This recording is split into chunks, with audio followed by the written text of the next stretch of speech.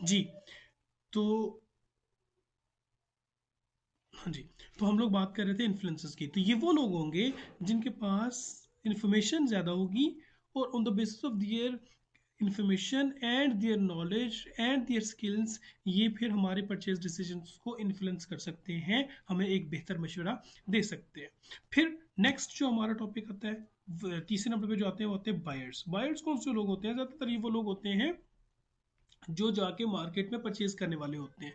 They formal authority to select the supplier and arrange terms of purchase.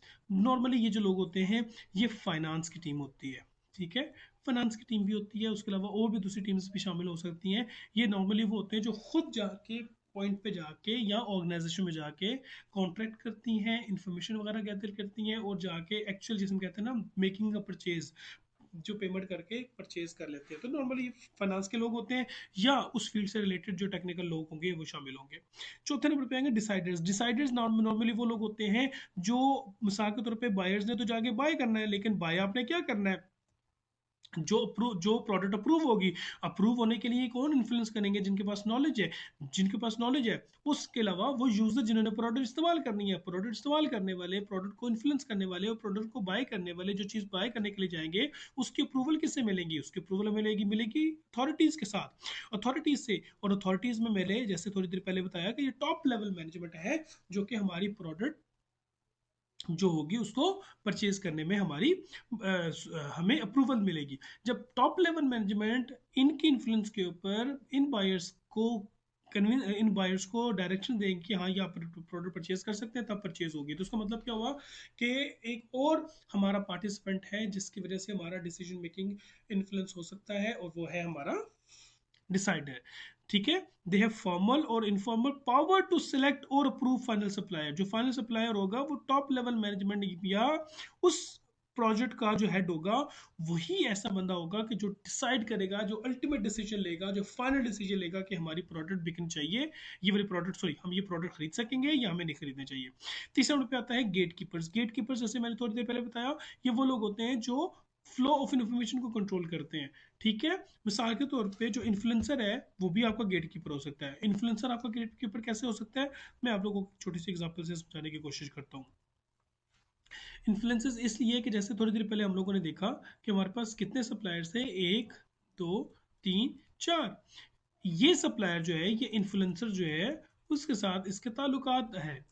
Personal ताल्लुकात भी हो सकते हैं, प्रोफेशनल टर्म्स भी हो सकती हैं, जिसे हम लोग कहते हैं PR, ठीक है। पर्सनल रिलेशनशिप्स भी कह सकते हैं, कुछ कॉर्पोरेट रिलेशनशिप्स भी हो सकते हैं आपके इनके साथ। तो फिर जब आप, या इनकी कोई डील भी हो सकती है आपस की, तो इन्फ्लुएंसर जो होगा, वो जब मशवरा देने की बात करेगा, तो वो यही कोशिश करेगा कि जनाब आप C, D और B की प्रोडक्ट्स नहीं, बल्कि A की प्रोडक्ट्स निकालें, और A ही की इंफॉर्मेशन ज़्यादा से ज़्यादा मिलेगी। B, C और D, और इवन हमें मालूम है कि एक और कंपनी जिसका नाम E है, वो भी मार्केट में मौजूद है, लेकिन इस इन्फ्लुएंसर ने ई की बात मार्केट में हमारे लोगों के साथ करनी ही नहीं है। जब ये बात करेगा ही नहीं, तो हमारे पास एक ऑप्शन ही नहीं होगा ई को इवेल्युएट करने का। जब हमारे पास ऑप्शन ही नहीं होगा, तो जब हम परचेज करेंगे, तो हम ई को ऑल टुगेदर शुरू से लेके बिल्कुल हम उसको अवॉइड कर रहे हैं। जब इसको ऑल टुगेदर अवॉइड कर रहे हैं, तो इसलिए अवॉइड कर रहे हैं कि ये इंफॉर्मेशन मैनेज की गई है। इसको गोल्ड कीपर ने या गेट कीपर ने ये जो इन्फॉर्मेशन है, ये हम लोगों से छुपाई, ठीक है। तो वो इन्फॉर्मेशन गेट कीपर ने दी जो उसको सूट की। तो ये एक होता है ऑर्गेनाइजेशन के अंदर जिन लोगों के पास इन्फॉर्मेशन होता है। फिर आगे चलेंगे, हमारा नया टॉपिक आता है, और नए टॉपिक में हमने क्या करना है, कौन कौन सी चीज़ें जो है वो बिजनेस बाई को इन्फ्लुएंस करती हैं। सबसे पहले आती है इकोनॉमिक फैक्टर्स। इकोनॉमिक फैक्टर्स में कोई भी प्रोडक्ट जो हम खरीदने के लिए जाएंगे, तो हम देखेंगे कि वो हमें वो कॉस्ट क्या, कितनी कितनी हमें कॉस्ट कितनी लगेगी उसकी, ठीक है। प्रोडक्ट की प्राइस क्या है, और प्रोडक्ट को जो प्राइस के बाद फिर ये देखा जाता है कि प्रोडक्ट जो होगी वो हमारे पास लाने तक कितना खर्चा आएगा। और उसके बाद अगर कोई प्रोडक्ट ऐसी होगी जिसको हमने इंस्टॉल करना है, मिसाल के तौर पे जो कोई जनरेटर है उसको इंस्टॉल करना होता है, कोई सोर्स सिस्टम हम लोगों ने इंस्टॉल करना है, तो उसको फिटिंग की, जैसे हम लोग AC खरीद लेंगे, तो AC जब खरीद लेंगे, तो AC की जो प्राइस होगी वो तो अलग है, लेकिन जब AC घर में ऑफिस में लेके आएंगे, तो उसकी जो फिटिंग होगी, तो उसकी फिटिंग के अलग से चार्जेस होते हैं। तो ये भी देखना होगा कि ओवरऑल जो हमारी सारी की सारी जो हमें कॉस्ट होगी वो क्या पड़ेगी। प्राइस तो हो जाएगी ना सिर्फ सिर्फ AC की, लेकिन उसके अलावा और जो हमारे पास लागत आएगी, हमने वो भी देखनी होती है, ठीक है। और उसके बाद आ जाते हैं सर्विसेज। सर्विस कि कौन कौन सी सर्विस ऐसी है जो कि हमें प्रोडक्ट के साथ प्राइस के साथ मिल रही होती है, ये बहुत ज़्यादा मैटर कर रही होती है।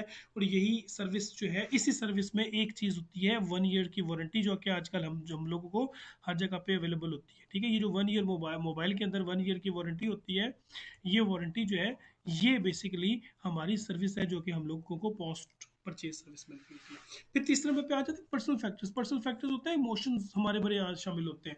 ऑर्गेनाइजेशंस के अंदर भी हमारे यहाँ कुछ हमारे जो सीनियर लेवल पे जो हमारे मैनेजर्स होंगे, या इवन जो डिसीजन मेकर्स होंगे, या वो जो परचेज डिसीजन के अंदर पार्टिसिपेंट्स होते हैं, वो उनके भी इमोशंस बहुत ज़्यादा ऐड होते हैं कि ये प्रोडक्ट हमने बिल्कुल नहीं खरीदनी, हाँ ये प्रोडक्ट हमने खरीदनी है, ये नई प्रोडक्ट है, इस प्रोडक्ट इस कंपनी की जो प्रोडक्ट है वो बहुत अच्छी है, इस कंपनी की प्रोडक्ट अच्छी है, इस कंपनी की प्रोडक्ट हमने खरीदेंगे।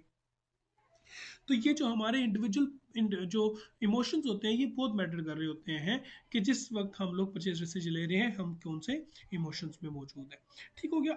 अगला जो हमारा टॉपिक है इन्फ्लुएंसेस के अंदर, फिर हम लोग आएंगे कुछ इन्वायरमेंटल फैक्टर्स हैं जो कि हमारे परचेज को इन्फ्लुएंस करते हैं। इन्वायरमेंटल फैक्टर्स से मुराद बच्चों, इन्वायरमेंटल फैक्टर्स से मुराद वो फैक्टर्स जो कि एक्सटर्नल इन्वायरमेंट है। एक्सटर्नल इन्वायरमेंट से मुराद वो वो जो मैक्रो इन्वायरमेंटल फैक्टर्स हैं, ज्यादातर मैक्रो इन्वायरमेंटल फैक्टर्स, माइक्रो के फैक्टर्स भी आ जाते हैं।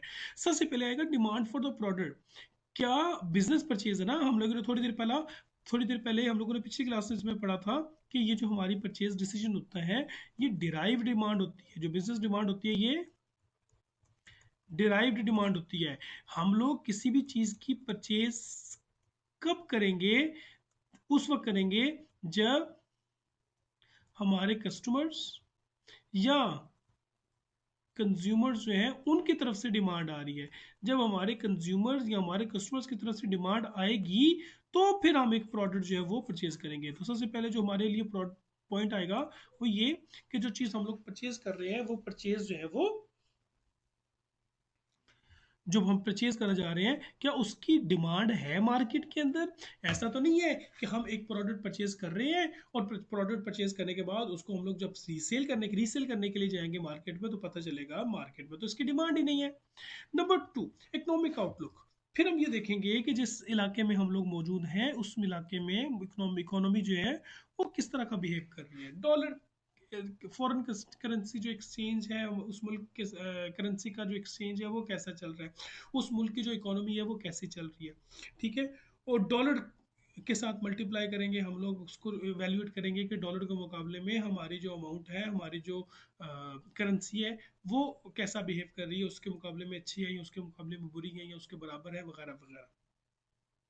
ठीक है, ना सिर्फ ये बल्कि इकोनॉमिक आउटलुक के अंदर कंपनी के उस मुल्क के अंदर जो लिए जाने वाले मुख्तलिफ किस्म के इकोनॉमिकल जो स्टेप, इकोनॉमिक्स से रिलेटेड जो स्टेप्स होते हैं वो मैटर कर रहे होते हैं। जो पॉलिसी होती है स्टेट बैंक की या सेंट्रल बैंक, हमारे यहाँ स्टेट बैंक होता है लेकिन हमारे यहाँ हमारे अलावा दूसरे ममालिक के अंदर कुछ ममालिक के अंदर स्टेट बैंक नहीं होता बल्कि उसको हम लोग central bank of that country कहते होते हैं। तो सेंट्रल बैंक्स जो होते हैं वो किस तरह की पॉलिसीज बनाएंगे ताकि हमें पता चले कि इकोनॉमी कैसी है इस मुल्क की।